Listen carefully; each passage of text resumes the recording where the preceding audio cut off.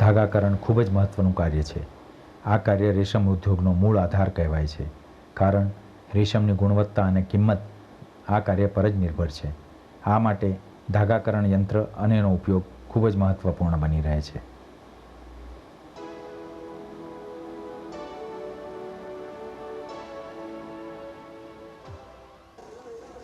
સામાન્યતઃ ભારતમાં 4 જુદા યંત્ર દ્વારા ધાગાકરણ કરાય છે.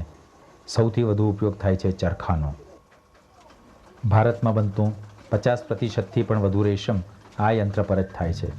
પરંતુ આ યંત્ર દ્વારા ધાગાકરણ કરવું ખૂબ જ જોખમભર્યું છે અને રેશમ પણ નિમ્ન દરજાનો જ ઉપજે છે. ગુણવત્તા માટે ચરખાની સરખામણીમાં કોટેજ બેસિન વધુ ઉપયુક્ત છે, પરંતુ કોટેજ બેસિન પણ હાથે જ ચલાવવું પડે છે. આ કાર્યમાં હુનર ન હોય તો ઉચ્ચ શ્રેણીના રેશમની ઉપજ મુશ્કેલ છે.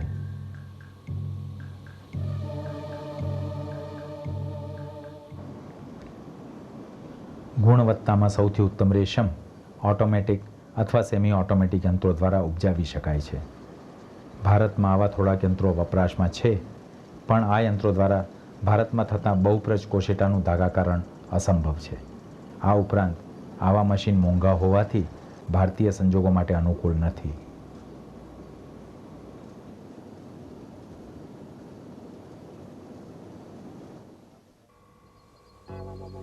આ બધા જ યંત્રોની સરખામણીમાં નવીન મલ્ટી એન્ડ રીલિંગ મશીન એક એવું યંત્ર છે જે અલ્પવ્યયી હોવા છતાં સરળતાથી ઉચ્ચ કોટીનું રેશમ પ્રદાન કરે છે.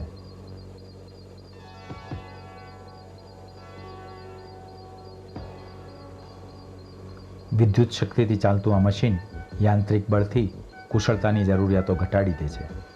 બહુપ્રજ અને દ્વિપ્રજ બેઉ જાતના કોશેટાનું ધાગાકરણ આ યંત્ર દ્વારા સંભવ છે.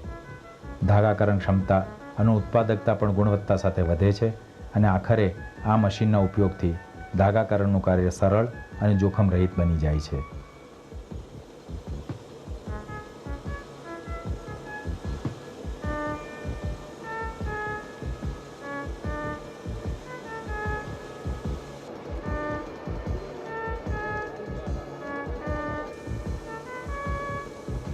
ધાગાકરણ સરળ બનાવવા, ઉત્પાદકતા વધારવા અને રેશમની ગુણવત્તા ઉભરાવવા આ યંત્રમાં ઘણી નવી રચનાઓ કરાયેલી છે. ધાગાકરણની આ કુંડી સ્ટેઇનલેસ સ્ટીલની બનેલી છે. આમાં 10 છેડેથી ધાગાકરણ થઈ શકે છે. પાણીના નિકાસ માટેની અને બગાડ તથા મરેલા શંખી જુદા રાખવાની વ્યવસ્થા કરવામાં આવી છે. આ જેટેબોની કાર્યક્ષમતા વધુ છે અને પાણીની કુંડીથી 10 સેન્ટીમીટર ઉપર સ્થાપિત કરવામાં આવ્યા છે. પટ્ટાથી ચાલતા આ જેટેબો 500 RPMની ગતિથી ફરી શકે છે.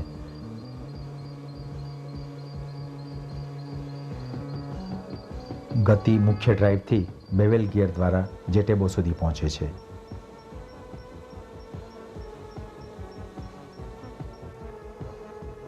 જેટેબોની ગતિ ક્લચ દ્વારા રોકી પણ શકાય છે. ધાગાકરણના 10 છેડે બટન હોલ્ડર વ્યવસ્થિત રીતે બેસાડવામાં આવ્યા છે. રેશમી દોરામાં તણાવ ઓછો અને સમાન રાખવા ટેવલે ટાઈપ ક્રોશરની વ્યવસ્થા પણ કરવામાં આવી છે. વધુ પડતા તણાવ પર રોક લગાવવા દરેક ફિરકીની ગતિ રોકી શકાય છે.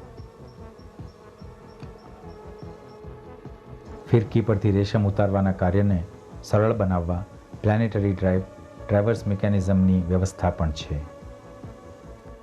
ફિરકી ઉચ્ચ શ્રેણીના HDPE અથવા નાયલોનથી બનેલી છે.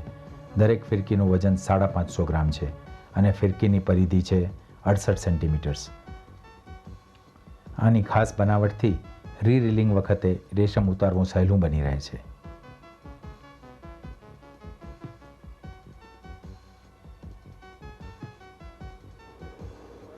પુલી દ્વારા ફિરકીની ગતિ બદલી શકાય છે. જુદી જુદી પ્રજાતિના કોશેટા માટે 150, 165 તથા 180 RPMની જુદી જુદી ગતિઓ શક્ય છે. વિવિધ જાડાઈઓના દોરાનું ધાગાકરણ પણ થઈ શકે છે. ફ્રિક્શનલ ડ્રાઇવથી રેશમી દોરાનો તણાવ સમાન રાખી શકાય છે અને દોરાની પ્રકૃતિ પ્રાપકતા ખોવાતી નથી. આ બધી જ ખાસ યોજનાઓ એક સાથે મળી કાર્યક્ષમતા તથા ઉત્પાદકતા વધારે છે. મશીનનો ઢાંચો મજબૂત માઇલ્ડ સ્ટીલથી બનાવવામાં આવ્યો છે. એની ખાસ બનાવટને કારણે ઉપયોગ વખતે પણ કોઈ થરથરાટ અથવા કોઈ ઘોંઘાટ અનુભવાતા નથી અને કાર્યક્ષેત્ર તદ્દન જોખમ રહિત નીવડે છે.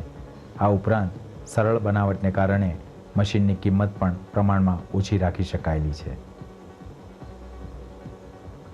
આ બધા જ મુદ્દાઓને લીધે મલ્ટી એન્ડ રીલિંગ મશીન સાચે જ ભારતીય સંજોગો માટે અતિ અનુકૂળ છે. આથી ઉત્પાદકતા અને ગુણવત્તા બેઉ વધે છે. દરેક પ્રજાતિના કોશેટાનું ધાગાકરણ સંભવ બની રહે છે.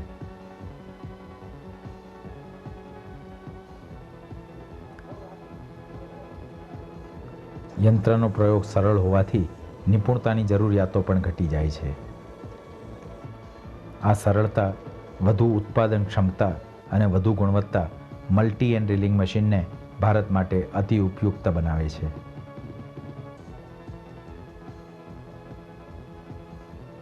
વાસ્તવમાં ઉચ્ચ શ્રેણીના આંતરરાષ્ટ્રીય સ્તરના રેશમનું લાભદાયી ધાગાકરણ આ મશીનથી જ સંભવ છે.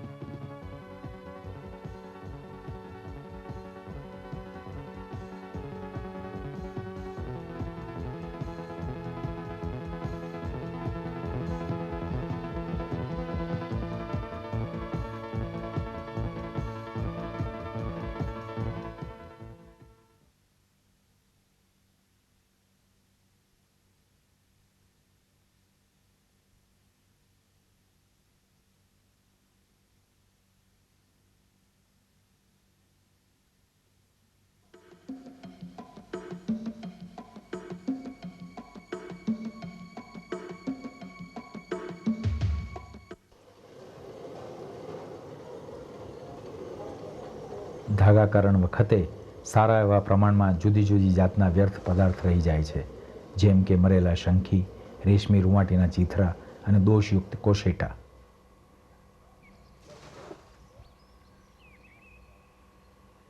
આ બધા જ પદાર્થ ધાગાકરણ માટે વ્યર્થ હોવા છતાં મૂલ્યવાન છે, કારણ એમનો ઉપયોગ જુદા જુદા ઉદ્યોગોમાં થઈ શકે છે. આથી ધાગાકારને આર્થિક લાભ મળી શકે છે અને આખરે રેશમના ધાગાકરણને અલ્પવ્યયી રાખવામાં સહાયતા મળી રહે છે. દોષયુક્ત કોશેટા, જેનું સાધારણ ધાગાકરણ સંભવ નથી, ઘણા પ્રમાણમાં નિરુપયોગી રહી જાય છે. આવા કોશેટાઓનું વર્ણન આ રીતે કરી શકાય: બમણા, બેડોળ, રૂંવાટીદાર, ડાઘવાળા, ગંદા અને છેદીલા.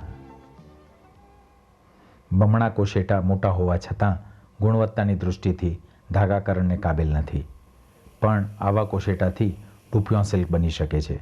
આ રેશમનું ધાગાકરણ ચરખા અથવા કોટેજ બેસિન પર સંભવ છે. અહીં ધાગાકરણ એક અથવા બે છેડાથી થાય છે. સાધારણ રીતે આ દોરાનો ડેનિયર 100 અને 300ની વચ્ચે હોય છે.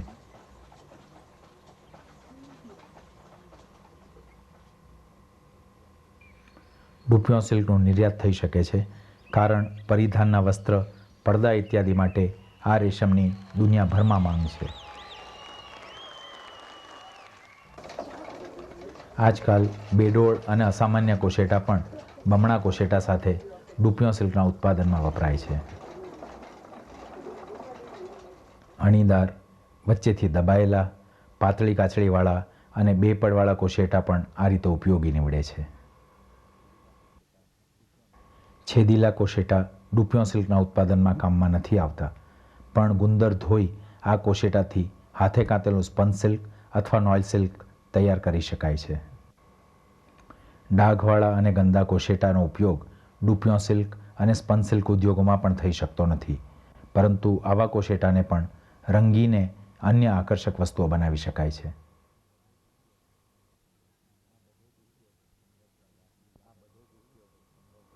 આ બધો જ ઉપયોગ સંભવ કરવા એ યાદ રાખવું જરૂરી છે કે દોષયુક્ત અને ક્ષતિગ્રસ્ત કોશેટાનો સંગ્રહ પણ સાવધાનીથી થવો જોઈએ.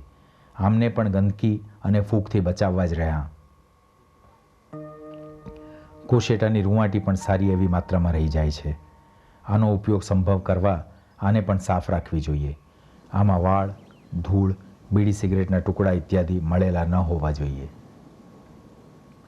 સાફ અને લાંબા રેશમી રૂંવાટીના ચીથરાની સ્પંજ સિલ્ક અને નોઇલ સિલ્ક ઉદ્યોગોમાં ખૂબ માંગ છે.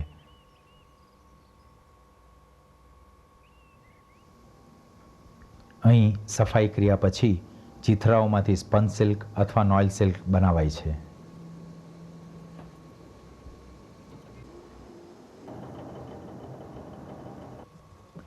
ધાગાકરણ પછી મરેલા શંખી પણ મોટી એવી સંખ્યામાં રહી જાય છે.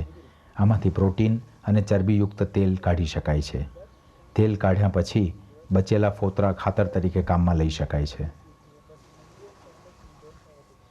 આ ફોતરા માછલી, મરઘા ઇત્યાદિને પણ ખવડાવી શકાય છે. પરંતુ આવો ઉપયોગ સંભવ કરવા મરેલા શંખીને સૂકા રાખવા જરૂરી છે. ભીના શંખી જલ્દી જ સડી જાય છે અને એમનો ઉપયોગ થઈ શકતો નથી.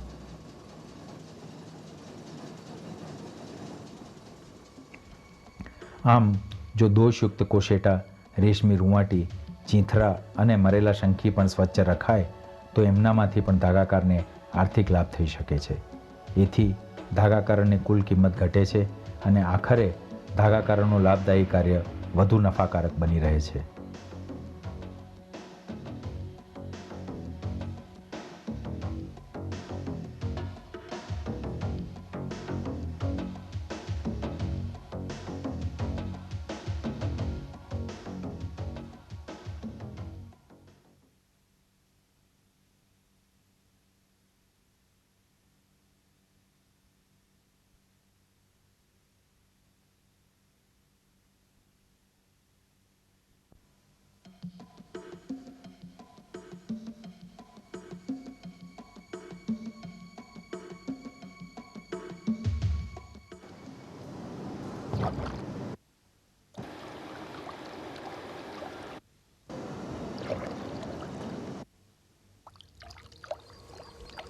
રેશમ ઉદ્યોગમાં પાણી ખૂબ મહત્ત્વની ભૂમિકા ભજવે છે.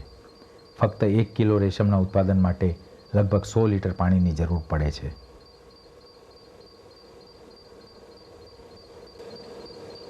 વપરાશમાં લેવાતા પાણીની ગુણવત્તા ખૂબ મહત્ત્વપૂર્ણ છે, કારણ કે એની અસર સેરેસિનના ફૂલવા અને પીગળવા પર પડે છે અને આખરે ધાગાકરણ ક્ષમતા, રેશમની ઉપજ અને ગુણવત્તા પણ આના ઉપર નિર્ભર છે.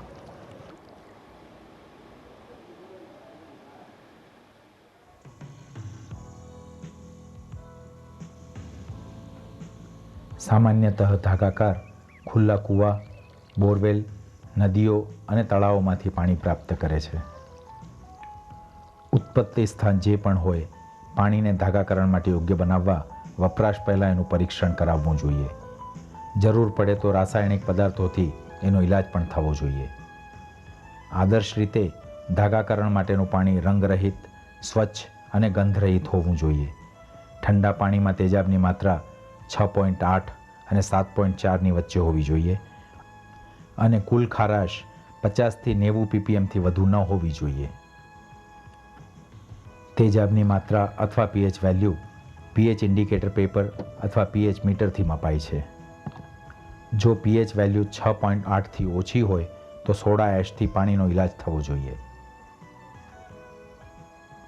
જો pH વેલ્યુ 7.4થી વધુ હોય તો ઓર્ગેનિક એસિડથી એને ઘટાડી શકાય.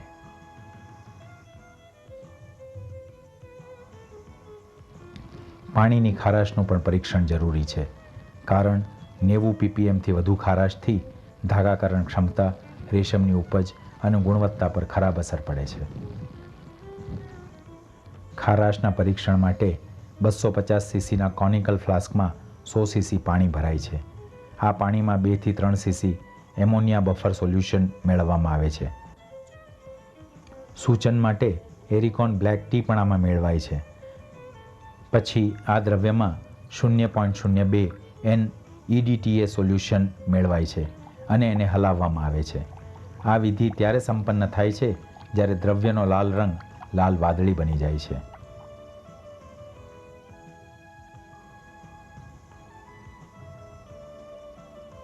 આ પછી કુલ ખારાશ અથવા કેલ્શિયમ કાર્બોનેટ ppm આ દાખલા પ્રમાણે પરખાય છે.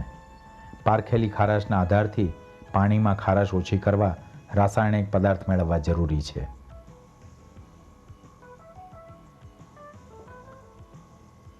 125 ppm જેટલી ખારાશ માટે 0.13 ગ્રામ રાસાયણિક પદાર્થ 1 લીટર પાણીમાં મેળવવું પડે છે. પદાર્થની જરૂરિયાત ખારાશ સાથે વધે છે.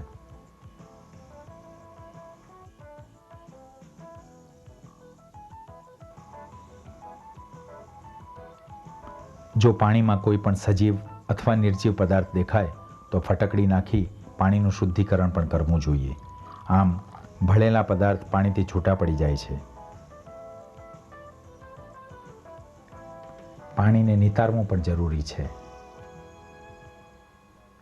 પરીક્ષણ, ઇલાજ અને નિતાર્યા પછી દરેક જાતનું પાણી ધાગાકરણ માટે વાપરી શકાય. ઇલાજ પદ્ધતિ સરળ છે. જોઈતા રાસાયણિક પદાર્થ સહેલાઈથી મળે છે અને વિધિ અલ્પવ્યયી હોવા ઉપરાંત અસરદાયી પણ છે. જો પાણીમાં તેજાબની માત્રા અને કુલ ખારાશ જોઈતા પ્રમાણમાં હોય તો ધાગાકરણ જોખમ રહિત, સરળ અને અસરદાયી નીવડે છે. ઉત્પાદન ક્ષમતા વધે છે અને સાથે સાથે રેશમનો ચળકાટ અને ઉપજ પણ ઉભરાય છે.